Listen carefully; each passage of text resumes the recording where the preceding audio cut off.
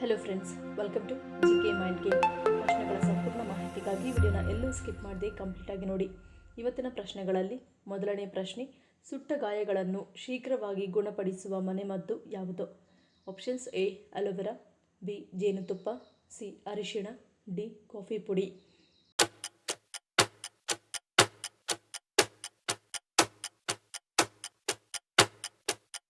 ಸರಿಯಾದ ಉತ್ತರ option B ಜೇನುತುಪ್ಪ. ಜೇನು ಅತ್ಯುತ್ತಮ ಗುಣಪಡಿಸುವ ಗುಣಗಳನ್ನು ಹೊಂದಿದ್ದು ಸುಟ್ಟ ಗಾಯಕ್ಕೂ ಅತ್ಯುತ್ತಮವಾದ ಫಲವನ್ನು ನೀಡುತ್ತದೆ. ಸುಟ್ಟ ಗಾಯಗಳಿಗೆ ಜೇನು ತಂಪು ನೀಡುವ ಜೊತೆಗೆ ಇದರ ಉರಿಯೂತ ನಿವಾರಕ ಗುಣ, ಶಿಲೀಂಧ್ರ ನಿವಾರಕ ಗುಣ ಮತ್ತು ಬ್ಯಾಕ್ಟೀರಿಯಾ ನಿವಾರಕ ಗುಣಗಳು ಶೀಘ್ರವಾಗಿ ಗಾಯ ಮಾಗಲು ಮತ್ತು ಹೊಸ ಚರ್ಮ ಬೆಳೆಯಲು ನೆರವಾಗುತ್ತವೆ. ಎರಡನೇ ಪ್ರಶ್ನೆ, ಈಗಾಗಲೇ ಹೃದಯ ಕಾಯಿಲೆ ಇರುವವರು ಯಾವ ಹಣ್ಣನ್ನು ತಿನ್ನುವ ಹಾಗಿಲ್ಲ? ಆಪ್ಷನ್ಸ್: ಎ ಮಾವಿನ ಹಣ್ಣು, ಬಿ ಬಾಳೆಹಣ್ಣು, ಸಿ ಹಲಸಿನ ಹಣ್ಣು, ಡಿ ಅನಾನಸ್.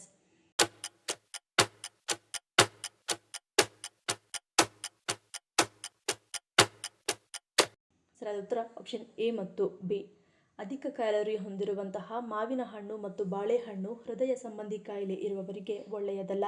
ಇದರಲ್ಲಿ ಆರೋಗ್ಯಕ್ಕೆ ಬೇಕಾಗಿರುವಂತಹ ಪೋಷಕಾಂಶಗಳು ಇರುವ ಕಾರಣದಿಂದಾಗಿ ಕೆಲವೊಮ್ಮೆ ಸೇವನೆ ಮಾಡಬಹುದು. ಸರಳ ಸಕ್ಕರೆ ಅಂಶವು ಇರುವ ಸ್ಟ್ರಾಬೆರಿಯನ್ನು ನಿತ್ಯವೂ ಸೇವಿಸಬಹುದು, ಆದರೆ ಮಿತವಾಗಿ ಸೇವಿಸಬೇಕು. ಮೂರನೇ ಪ್ರಶ್ನೆ, ಯಾವ ವಿಟಮಿನ್ಸ್ ಕೊರತೆಯಿಂದ ಹಲ್ಲುಗಳ ಸಮಸ್ಯೆಗಳು ಕಾಣಿಸಿಕೊಳ್ಳುತ್ತವೆ? Options: A vitamin A, B vitamin ಬಿ12, ಸಿ ವಿಟಮಿನ್ ಸಿ, ಡಿ ಮೇಲಿನ ಎಲ್ಲವೂ.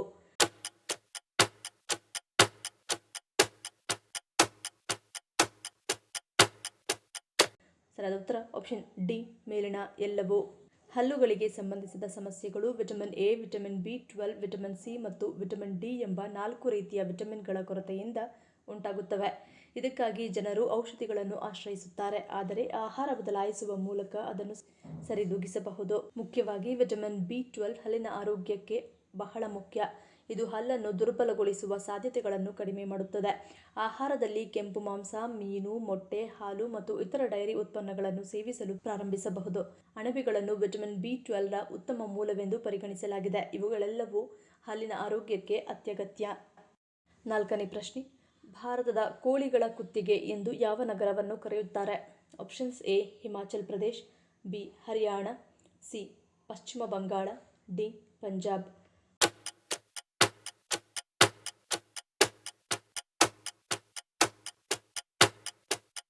ಸರಿಯಾದ ಉತ್ತರ ಆಪ್ಷನ್ ಸಿ ಪಶ್ಚಿಮ ಬಂಗಾಳ.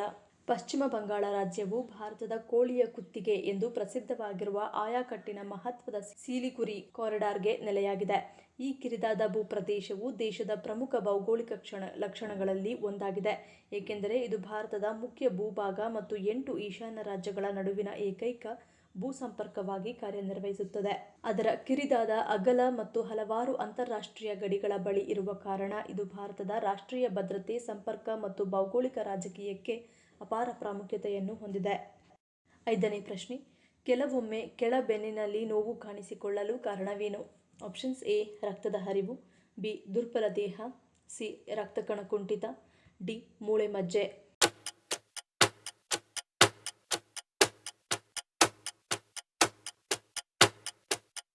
ಸರಿಯಾದ ಉತ್ತರ ಆಪ್ಷನ್ ಎ ರಕ್ತದ ಹರಿವು. ಕೆಳಬೆನ್ನಿನಲ್ಲಿ ರಕ್ತದರಿತ ಕಡಿಮೆಯಾಗುವುದರಿಂದ ಅಲ್ಲಿರುವ ಸ್ನಾಯುಗಳು ಮತ್ತು ಮೂಳೆಗಳು ಬಲಹೀನವಾಗುತ್ತವೆ. ಆದ್ದರಿಂದ ಒಂದೇ ಸ್ಥಳದಲ್ಲಿ ಕುಳಿತುಕೊಂಡು ಕೆಲಸ ಮಾಡಿದರೆ ಅಥವಾ ಭಾರವನ್ನು ಎತ್ತಿದಾಗ ಅಥವಾ ಬಗ್ಗಿ ಕೆಲಸ ಮಾಡಿದಾಗ ಬೆನ್ನು ನೋವು ಬರುತ್ತದೆ. ಇದರಿಂದ ಅತೀವ ಸಂಕಟ ಮತ್ತು ಏನೂ ಕೆಲಸ ಮಾಡಲಾಗದ ಸ್ಥಿತಿ ಬರುತ್ತದೆ. ಆರನೇ ಪ್ರಶ್ನೆ, ಖಾಲಿ ಹೊಟ್ಟೆಯಲ್ಲಿ ಯಾವ ಹಣ್ಣನ್ನು ಸೇವಿಸುವುದು ಆರೋಗ್ಯಕ್ಕೆ ಒಳ್ಳೆಯದಲ್ಲ? ಆಪ್ಷನ್ಸ್: ಎ ದ್ರಾಕ್ಷಿ, ಬಿ ಕಿತ್ತಳೆ, ಸಿ ನಿಂಬೆಹಣ್ಣು, ಡಿ ಮೇಲಿನ ಎಲ್ಲವೂ.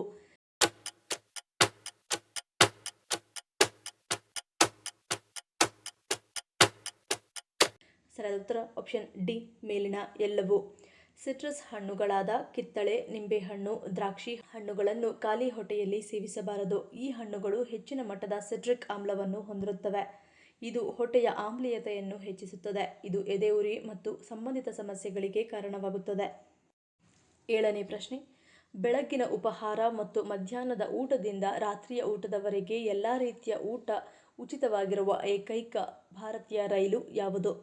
Options: A Sachkhand Express, B Shatabdi Express, C Deccan Odyssey, D Golden Chariot.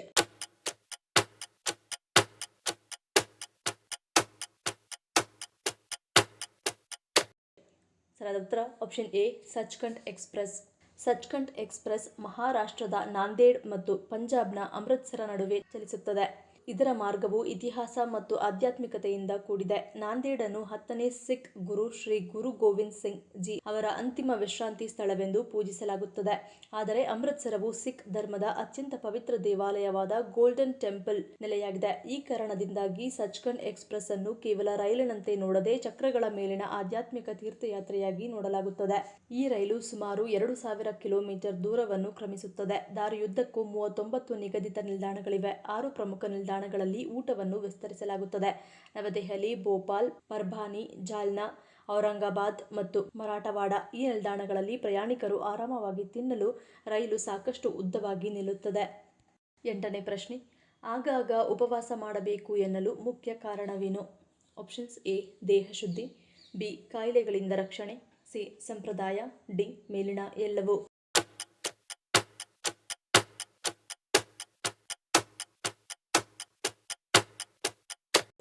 ಸರಿಯಾದ ಉತ್ತರ ಆಪ್ಷನ್ ಎ ಮತ್ತು ಬಿ. ವೈದ್ಯಕೀಯ ದೃಷ್ಟಿಯಿಂದ ಗಮನಿಸಿದಾಗ ಹಲವಾರು ಕಾಯಿಲೆಗಳು ಸಂಗ್ರಹಿಸಲ್ಪಟ್ಟ ವಿಷಪೂರಿತ ವಸ್ತುಗಳು ನಮ್ಮ ಜೀರ್ಣಾಂಗದ ಮೇಲೆ ಪರಿಣಾಮ ಬೀರುತ್ತವೆ. ಆ ವಿಷಪೂರಿತ ವಸ್ತುಗಳು ಹೊರಹೋಗಿ ಆರೋಗ್ಯಕ್ಕೆ ಕಾರಣವಾಗುತ್ತವೆ. ಅಲ್ಲದೆ ಜೀರ್ಣಾಂಗಗಳು ವಿಶ್ರಮಿಸಿಕೊಂಡು ಶುದ್ಧೀಕರಣಗೊಂಡು ಮುಂದಿನ ಉತ್ತಮ ಕಾರ್ಯನಿರ್ವಹಣೆಗೆ ಸಿದ್ಧವಾಗುತ್ತವೆ. ಪೂರ್ಣ ನಿರಾಹಾರ ಆರೋಗ್ಯಕ್ಕೆ ಉತ್ತಮ ಮತ್ತು ಆ ಅವಧಿಯಲ್ಲಿ ಸಾಂದರ್ಭಿಕವಾಗಿ ಬಿಸಿ ನೀರಿನಿಂದ ಕೂಡಿದ ನಿಂಬೆ ರಸ ದೇಹದ ಉಷ್ಣತೆಯನ್ನು ಸುಧಾರಿಸುತ್ತದೆ. ದೇಹವು 80% ನೀರಿನಿಂದ 20% ಗಟ್ಟಿ ಪದಾರ್ಥದಿಂದ ಭೂಮಿಯಂತೆ ಕೂಡಿದೆ. ಚಂದ್ರನ ಗುರುತ್ವಾಕರ್ಷಣೆ ದ್ರವಾಹಾರದ ಮೇಲೆ ಪರಿಣಾಮ ಬೀರುವುದು. ಅದು ದೇಹದ ಸಮತೋಲನವನ್ನು ಹೆಚ್ಚಿಸಬಹುದು ಮತ್ತು ಜಾಗೃತಗೊಳಿಸಬಹುದು. ಅದು ದೇಹದ ಕೊಳೆ ವಿಸರ್ಜನೆ ಮೊದಲಾದವುಗಳಿಂದ ಅಸಿಡಿಟಿಯನ್ನು ಹೋಗಲಾಡಿಸುತ್ತದೆ. ಆರೋಗ್ಯಕ್ಕೆ ಅಗತ್ಯವಾದಷ್ಟು ಕ್ಯಾಲರಿ ಆಹಾರವನ್ನು ಒದಗಿಸಿ ಕ್ಯಾನ್ಸರ್, ಸಕ್ಕರೆ ಕಾಯಿಲೆ, ಮಲಬದ್ಧತೆ ಮೊದಲಾದ ಕಾಯಿಲೆಗಳಿಂದ ರಕ್ಷಣೆಯನ್ನು ಒದಗಿಸುತ್ತದೆ. 9ನೇ ಪ್ರಶ್ನೆ, ಮನೆಯಲ್ಲಿ ಬೆಕ್ಕು ಸಾಕುವುದರಿಂದ ಯಾವ ಕಾಯಿಲೆ ಬರುವುದಿಲ್ಲ? Options A BP, B sugar, C ಹೃದಯಾಘಾತ, ಡಿ ಖಿನ್ನತೆ.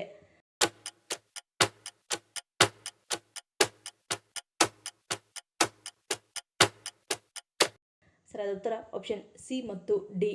ಬೆಕ್ಕುಗಳನ್ನು ಸಾಕುವುದರಿಂದ ಹೃದಯಾಘಾತದ ಅಪಾಯವನ್ನು ಕಡಿಮೆ ಮಾಡಬಹುದು ಮತ್ತು ರಕ್ತನಾಳದ ಆರೋಗ್ಯವನ್ನು ಸುಧಾರಿಸಬಹುದು.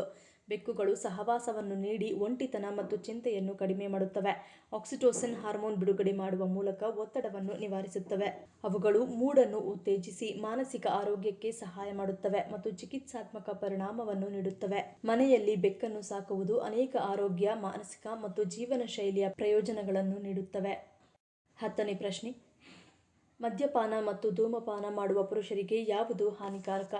ಆಪ್ಷನ್ಸ್ ಎ ಬಿಸಿ ನೀರಿನ ಸ್ನಾನ, ಬಿ ಮಾಂಸಾಹಾರ, ಸಿ ಹೆಚ್ಚು ನಿದ್ದೆ, ಡಿ ನಿರ್ಜಲೀಕರಣ.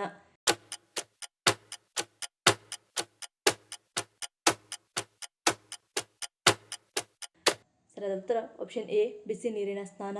ಮದ್ಯಪಾನ ಮತ್ತು ಧೂಮಪಾನವನ್ನು ಮಾಡುವವರು ಬಿಸಿ ನೀರಿನಲ್ಲಿ ಸ್ನಾನವನ್ನು ಮಾಡಿದರೆ ಅವರಿಗೆ ಹಲವು ರೀತಿಯ ರೋಗಗಳು ಕಾಣಿಸಿಕೊಳ್ಳುತ್ತವೆ. ಬಿಸಿ ನೀರಿನ ಸ್ನಾನ ಹೃದಯದ ಬಡಿತವನ್ನು ಕಡಿಮೆ ಮಾಡುವುದರ ಜೊತೆಗೆ ಹೃದಯಾಘಾತವಾಗುವ ಸಾಧ್ಯತೆಯನ್ನು ಹೆಚ್ಚಿಸುತ್ತದೆ. ಇನ್ನು ಬಿಸಿ ನೀರಿನಲ್ಲಿ ಸ್ನಾನ ಮಾಡುವುದು ರಕ್ತದ ಒತ್ತಡದಲ್ಲಿ ಬದಲಾವಣೆಗಳನ್ನು ತರುತ್ತದೆ. ರಕ್ತನಾಳಗಳನ್ನು ಹಿಗ್ಗಿಸುತ್ತವೆ. ಇದರಿಂದ ಹೃದಯಕ್ಕೆ ತುಂಬಾ ತೊಂದರೆಯಾಗುತ್ತದೆ. ಇನ್ನು ಕೆಲವರಿಗೆ ಬಿಸಿ ನೀರಿನ ಸ್ನಾನವನ್ನು ಮಾಡಿದ ಬಳಿಕ ತಲೆ ಸುತ್ತುವಿಕೆ ಕಂಡುಬರುತ್ತದೆ. ರಕ್ತದ ಒತ್ತಡದಲ್ಲಿನ ಏರುಪೇರು ಇದಕ್ಕೆ ಕಾರಣವಾಗುತ್ತದೆ. ಈ ಎಲ್ಲ ಕಾರಣಗಳಿಂದ ಬೆಳಗ್ಗೆಯ ಸಮಯದಲ್ಲಿ ತಣ್ಣೀರಿನಲ್ಲಿ ಸ್ನಾನವನ್ನು ಮಾಡುವುದು ನಿಮ್ಮ ಆರೋಗ್ಯಕ್ಕೆ ಬಹಳ ಒಳ್ಳೆಯದು ಎಂದು ಹೇಳಲಾಗುತ್ತದೆ. ಈ ಪ್ರಶ್ನೆಗಳಲ್ಲಿ ನೀವು ಎಷ್ಟು ಪ್ರಶ್ನೆಗಳಿಗೆ ಸರಿ ಉತ್ತರವನ್ನು ಕೊಟ್ಟರಿ ಅನ್ನೋದನ್ನು ಕಮೆಂಟ್ ಮಾಡಿ ತಿಳಿಸಿ. ಈ ವಿಡಿಯೋ ನಿಮಗೆ ಇಷ್ಟ ಆಗಿದ್ರೆ ಮರಿದೇ ಲೈಕ್ ಮಾಡಿ, ಶೇರ್ ಮಾಡಿ, ಸಬ್ಸ್ಕ್ರೈಬ್ ಮಾಡಿ. ನನ್ನ ಚಾನಲ್ನ ಇನ್ನೂ ಸಬ್ಸ್ಕ್ರೈಬ್ ಮಾಡಿದೆ ಹಾಗೆ ವಿಡಿಯೋಸ್ ನೋಡ್ತಿದ್ರೆ ಪ್ಲೀಸ್ ಸಬ್ಸ್ಕ್ರೈಬ್ ಮಾಡಿ, ಸಪೋರ್ಟ್ ಮಾಡಿ. ಮತ್ತೊಂದು ಇಂಟ್ರೆಸ್ಟಿಂಗ್ ವಿಡಿಯೋದೊಂದಿಗೆ ಸಿಗ್ತೀನಿ. Until love you all, take care.